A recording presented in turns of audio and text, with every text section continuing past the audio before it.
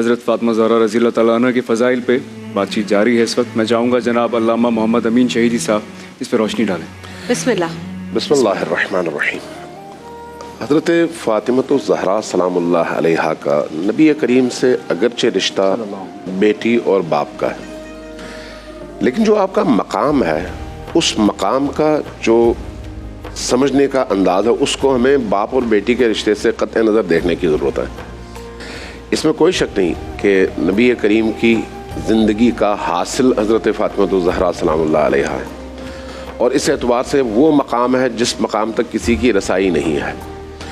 لیکن اس بیٹی کے حوالے سے جو اہتمام اللہ کے ہاں اور رسول کے ہاں نظر آتا ہے، یہ اہتمام کسی اور فرد بشر کے لیے نبی کریم کی زندگی میں نظر نہیں آتا. چاہے آپ کی ولادت کے زمانے کی بات ہو، یا آپ کے بچپنے کی بات ہو، یا اس زمانے کی بات ہو جب دعوت توحید اپنے عروج پہ تھی اور اس وقت آپ کو ضرورت تھی، یا جنگوں کی بات ہو، یا پھر آپ کی اپنی اہل البیت کی صداقت کو ثابت کرنے کی بات ہو. جن میدانوں میں آپ دیکھتے ہیں اس بیٹی کا جو رول ہے وہ رول کسی فرد بشر کا نہیں ہے. سبحان اللہ. اس لیے احادیث اور ہماری جو مناجاتیں ہیں ان میں حضرت فاطمہ الزہرا سلام اللہ علیہا کو نبی کریم کے بعد افضل ترین ہستی قرار دیا گیا ہے. اس کی وجہ یہی ہے کہ افضل ترین ہستی ہے. آپ کی پیدائش کے لیے جو اہتمام ہے وہ اہتمام ایسا ہے کہ جنت سے فرشتے میوہ لے کر آئے اور اس میوے کے تناول کرنے کے بعد حضرت فاطمہ الزہرا سلام اللہ علیہا کا وجود اس عالم مادی میں منصع شہود پہ آیا.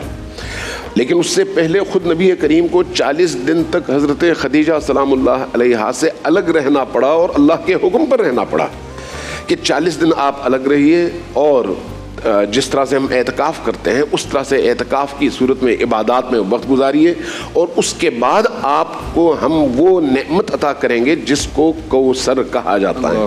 انا اعطیناکل کوثر، یعنی کوثر کا جو مصداق اتم ہے وہ حضرت فاطمہ الزہرا سلام اللہ علیہا کی ذات ہے.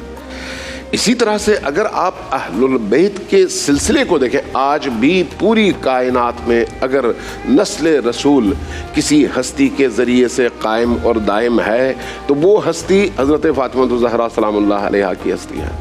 اگر خود حضرت زہرا سلام اللہ علیہا کا اپنا وہ مقام دیکھنا چاہیں، باپ بیٹی کا رشتہ اپنی جگہ وہ انتہائی عظیم رشتہ ہے، لیکن یہ جو مقام ہے یہ اس حوالے سے بڑا اہم ہے کہ نبی کریم اپنے بعثت سے لے کر تا قیام قیامت تمام انسانوں کے لیے رہنما بھی ہیں، مرشد بھی ہیں، اسوہ کامل بھی ہیں. اب یہاں پر ایک مسئلہ ہے کہ آدھی آبادی خواتین کی ہے. خواتین کے جو خاص مسائل ہیں ان میں مرد ان کے لیے نمونہ اور اسوہ بن نہیں سکتے، اس کے لیے عورت چاہیے. لیکن عورت بھی وہ چاہیے جو نبی کی طرح سے ہو اگرچہ نبی نہ ہو.